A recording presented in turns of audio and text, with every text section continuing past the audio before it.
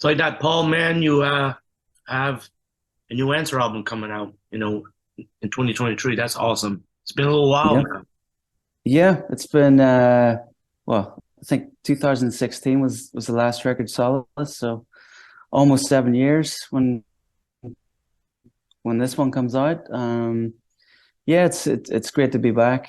I think when we took a break at the end of 2017, we thought maybe that was it, and we wouldn't do another record or even another show. But we got a manager called me in 2019 and said there's an offer to do a record if you guys want to get back together. So we got together, had a chat and a jam, and decided we wanted to do it again. But of course, COVID caught up, and that put everything on the back burner for a couple of years. But that was also, as difficult as it was a blessing in disguise because it gave us more time to get some material together and really make sure we could go into the studio and make a record we were really excited about and proud of, and we could go out and tour for a few years and not get sick of the tracks on there, which I think we did.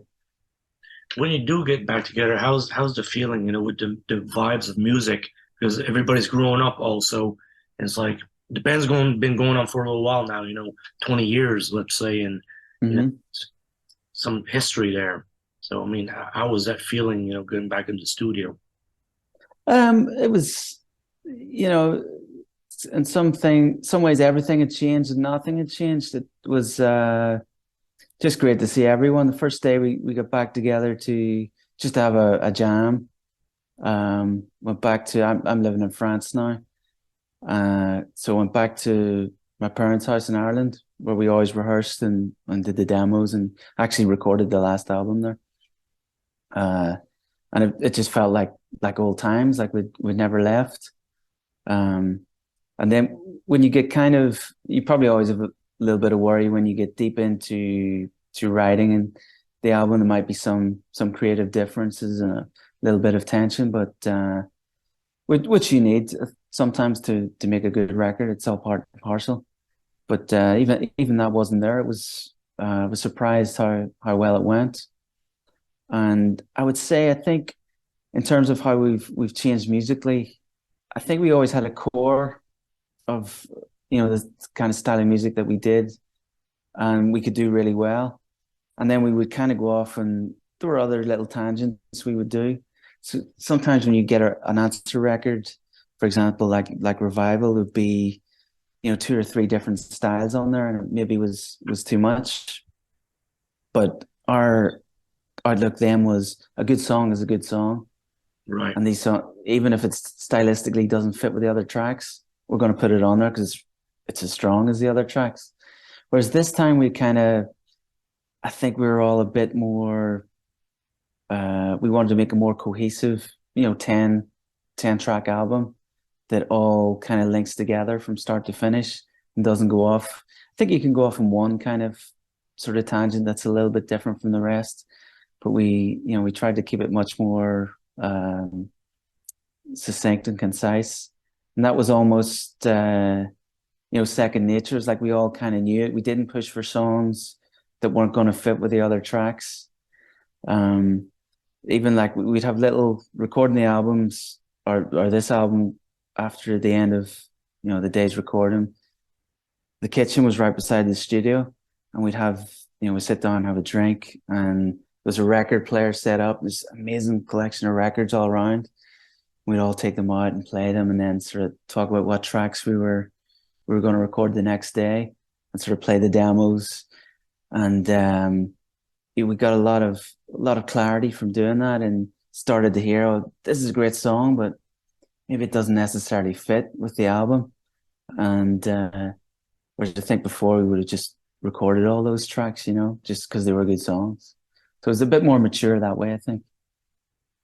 So it's like that. It's like more calculated, like, oh, we're gonna do it like this, and we can't release this one yet, and stuff Yeah, like exactly. Yeah. that.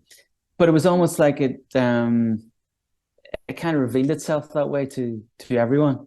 Whereas before you needed a producer or a manager or someone at the record label to, to make that decision. And maybe that comes from their, hearing records you know, every week, or they maybe have a better ear for what makes, a tight album creatively. Whereas when you're the artist, you're sometimes maybe too close to it. But I felt this time we had that perspective that we didn't have before. Now, one thing I seen with the Blood Brother video, quality, insane quality. Like the picture quality is like you're right there, like Yeah. big screen TV, and you're watching it on YouTube. Uh-huh. It looks good, and your Cool. sound is so up in your face now. Compared Yeah. to the first album, let's say, but it is right there. I mean, how much effort did you put in just to make this nice video? That was just the guy Johnny that did that. He was just coming in to document the session really, and well, we thought we're recording Blood Brothers, so we'll get him to to do a live record each take. So it's kind of it's just him film us as the track went down, and he's a very good very good filmmaker, so he's able to capture that in a great way. He's actually done another video for us, which will be the next single, "Living on the Line," coming out just before the record in March. Um, so yeah, that was his input on that. And for the record, I think we talked with Dan Weller, the producer.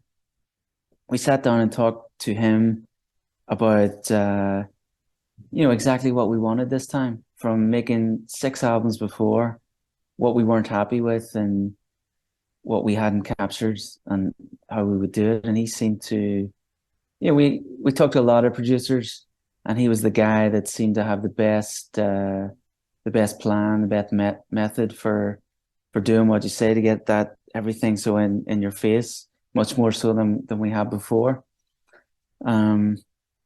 So I think just the choice of sounds that he went for, the way the drum sound he got in Middlefarm Studios, it's renowned for that. It's quite unique that way.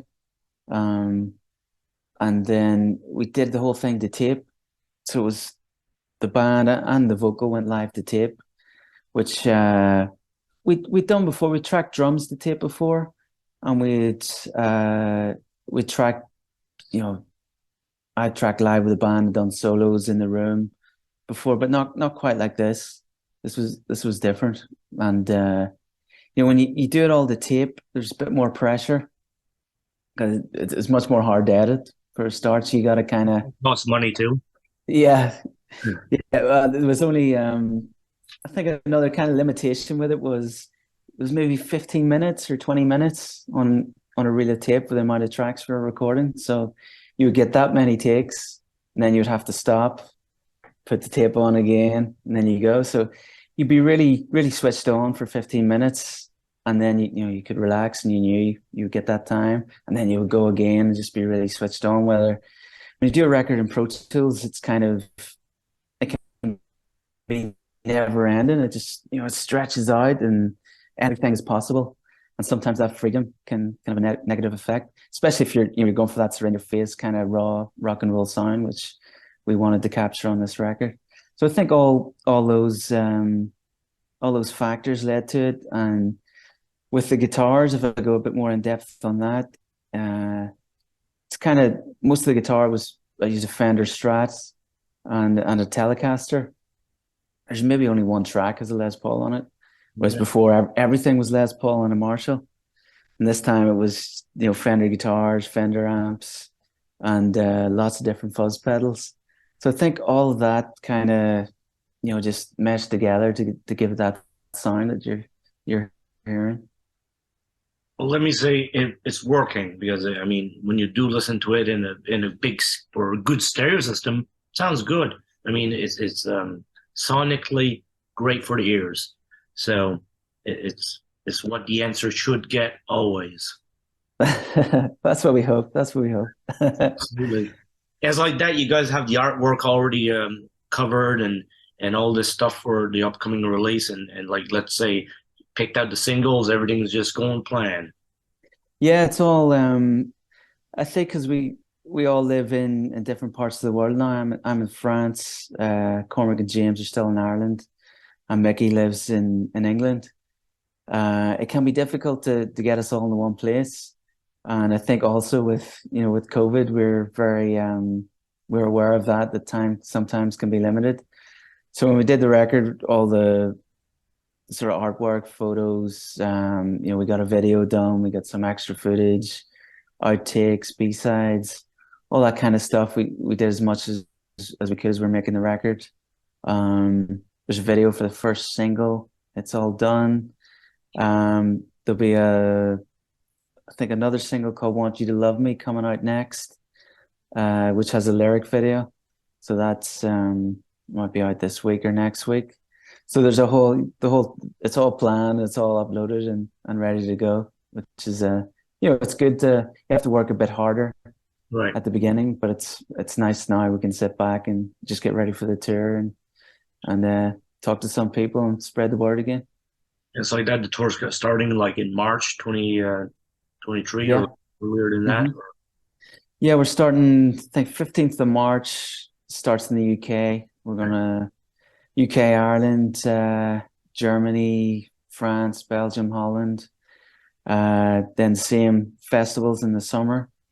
Then hopefully we'll get to the States, and Japan, Australia at the end of 2023 is the plan. So That's hopefully that comes together.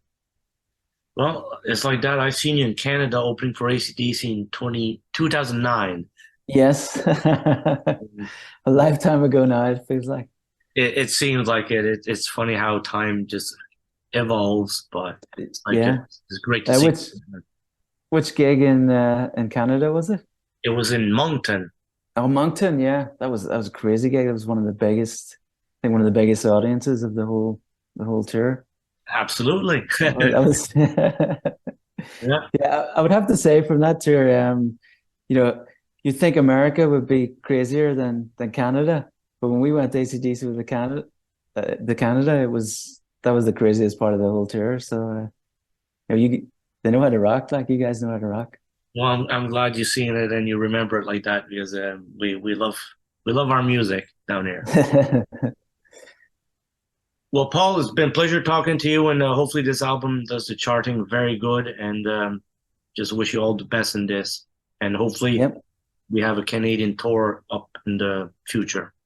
Yeah, I hope so. I hope so. I love to get back. As I said, great, amazing country, amazing people, and hopefully we'll get back to see you for the end of the year. I hope everyone loves the new record as much as we enjoyed making it.